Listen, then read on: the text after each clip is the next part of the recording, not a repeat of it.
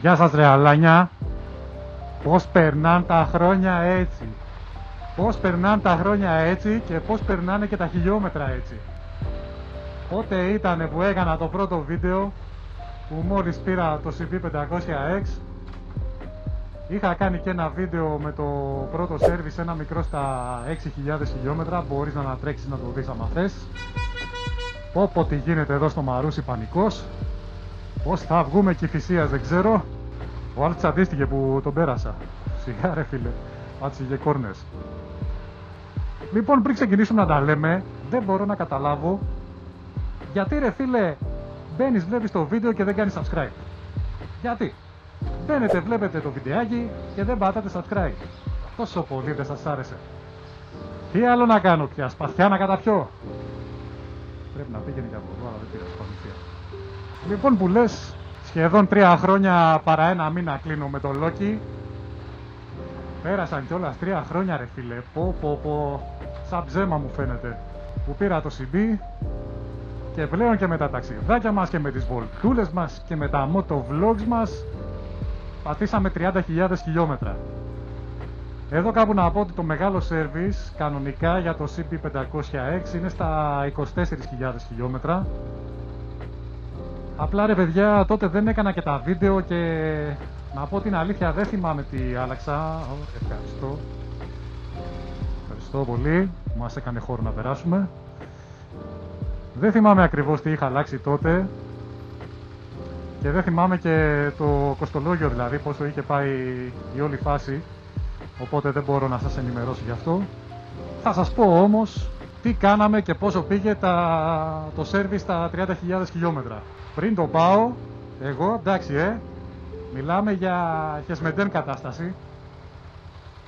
Την ένιωθα λίγο περίεργα τη μηχανή, ένιωθα λίγο ένα τρεμούλιασμα, ένα περίεργο πράγμα ρε παιδί μου.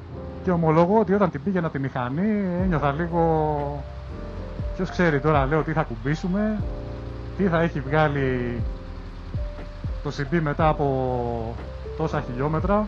Επειδή γενικά σας έχω πει ότι είμαι και τύπος που γενικά δεν το έχω με αυτά ρε παιδί μου. Εγώ είμαι ο τύπος που θα πάω τη μηχανή στο service, θα δώσω τα κλειδιά και θα πω κανένα 2 πραγματάκια που έχω δει που τα βλέπω λίγο περίεργα και φτιάξτε τι μου και δώστε τι μου πίσω.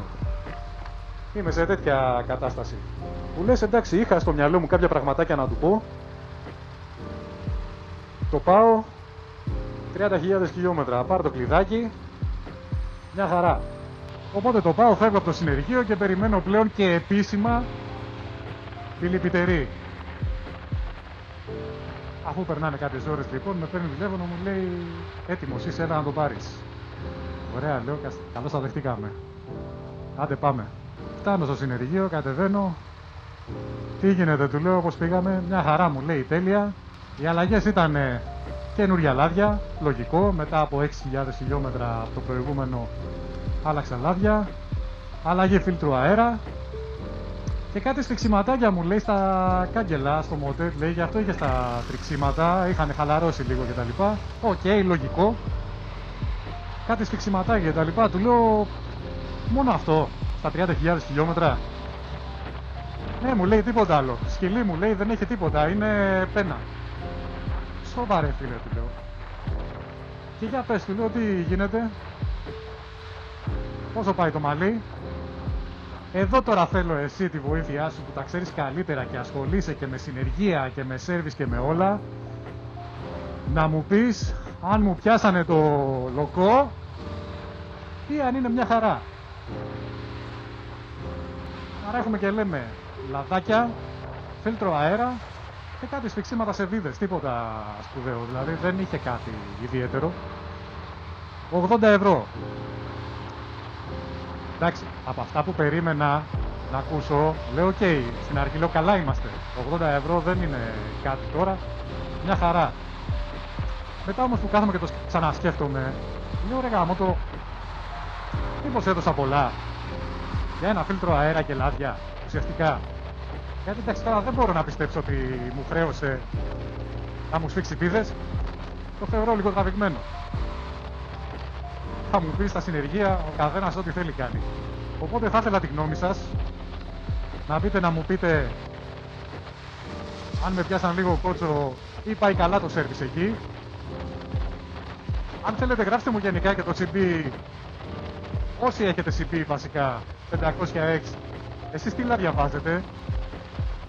Τα βάζετε μόνοι σας? Κάνετε αλλαγή λαδιών μόνοι σας? Εγώ δεν είναι ότι δεν το έχω πολύ. Μα δεν ασχολούμαι ρε παιδί μου, γενικώς είμαι λίγο σαν αυτά, λίγο... Δεν πολύ λερώνω τα χέρια μου, να σου το πω έτσι. Αλλά εντάξει, τώρα πιστεύω και το λάδι δεν είναι και ιδιαίτερα καμιά δύσκολη διαδικασία. Άρα όσοι το κάνετε μόνοι σας, μπείτε σχόλια από κάτω, γράψτε μου τι κάνετε. Γενικά κάνετε μόνοι σας, κάποιοι κάνουν και μόνοι τους τα service. Εγώ εντάξει δεν υπάρχει περίπτωση να κάνω γενικό service στη μηχανή μόνος μου. Καμία τέτοια ελπίδα να μπω σε τέτοια διαδικασία. Θα μου πεις άμα δεν θες να ασχοληθείς παραπάνω ρε φίλε, πήγαινε και ακούμπατα. Εντάξει, δίκιο θα έχεις και πάλι. Αν μου το πεις δίκιο θα έχεις.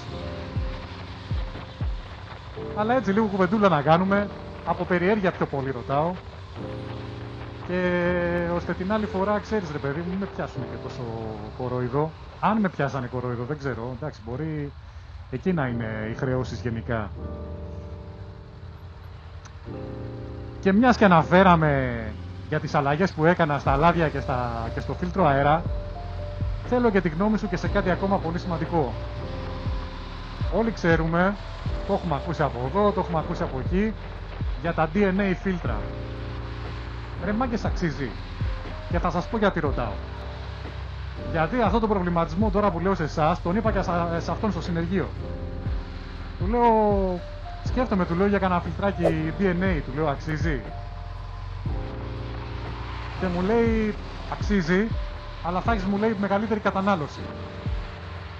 Μα εγώ λέω ακούω σε όσους το πλασάρουνε τουλάχιστον από YouTube που βλέπω, σε άλλα κανάλια που λένε για τα DNA φίλτρα, ότι μειώνει την κατανάλωση. Μου λέει όχι, μου λέει την αυξάνει λίγο, μου λέει, αλλά εντάξει, το έχει σε φόρους ζωής, καθαρίζεται απλά, δεν αλλάζεται κτλ. Το ακούω. Στο τέλος της μέρας, πιστεύω κερδισμένος βγαίνεις από τη στιγμή που απλά το καθαρίζεις και το επαναχρησιμοποιείς. Αλλά μου έκανε εντύπωση πολύ αυτό με την κατανάλωση, γιατί εγώ τουλάχιστον άλλο πράγμα είχα στο μυαλό μου σε σχέση με αυτά που έχω ακούσει. Και εδώ λοιπόν έρχονται και συγκρούονται όλα και λέω τελικά τι ισχύει. Κάτσε να ανοίξω, τώρα σταματήσαμε. Τελικά τι ισχύει.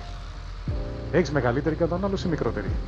Οπότε αλάνια μου, αυτά τα λίγα είχα να σας πω για το θέμα του service στο CB500X. Όσοι φτάσετε εκεί πέρα στα 30.000 χιλιόμετρα μην αγχώνεστε, δεν έχει ιδιαίτερα πράγματα. Εκτός αν του έχετε αλλάξει τα φώτα από μόνοι σας. Εγώ γενικά που το προσέχω δεν είχε κανένα θέμα. Λάδια, φίλτρο αέρα, κάτι στιξιματάκια στα κάγκελα και κομπλέ, 80 ευρώ μου πήγε. Τώρα εσύ αν του έχεις σκίσει τον πάτο, καταλαβαίνεις ότι πιθανό να σου βγάλει και άλλα πράγματα.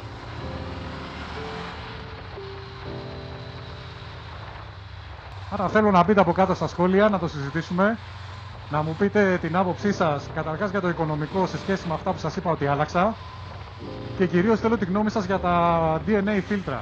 Ισχύει αυτό που μου είπανε ή μου το είπανε γιατί κάτι άλλο κρυβόταν από πίσω? Θέλω να πιστεύω δεν κρυβόταν κάτι, αλλά δεν ξέρω ρε παιδί μου, δεν θέλω να πιστέψω ότι κάποιος μου λέει κάτι για να με κοροϊδέψει. Οπότε εγώ προτιμώ να ακούσω τη δική σας γνώμη, να μου πείτε εσείς τι πιστεύετε για τα DNA φίλτρα. Είμαι σίγουρος ότι πάρα πολλοί από εσάς τα έχετε δοκιμάσει. Άρα την προσωπική εμπειρία σας θέλω. Αξίζει να το βάλω? Ισχύει αυτό ότι έχει μεγαλύτερη κατανάλωση άμα βάλεις DNA φίλτρο? Δε φίλε, κατεβαίνει. Αλήθεια τώρα, δηλαδή από το κράνος μου κατεβαίνει μια ράχνη. Ήμαρτον. Λες και το έχω σαν Χριστία. Ήρθε ο Spider-Man. Αλάνια μου σας φιλώ, περιμένω τα σχόλιά σας. Μην ξεχάσετε like, subscribe στο βίντεο. Πατήστε από κάτω ό,τι βρείτε. Εδώ εγώ αφήστε με που έχω πήξει στην κίνηση. Κάποια στιγμή θα φτάσω στο σπίτι μου. Πού θα πάει? Θα κάνω και μια στάση στη μοτοκίνηση. Θα σας πω σε άλλο βίντεο τι πάω να κάνω στη μοτοκίνηση. Μιας και είναι εδώ πέρα στον δρόμο μου. Χαλανδρίου είμαι. Και τα λέμε στο επόμενο επεισοδιάκι. Φιλιά, σας περιμένω. Γεια.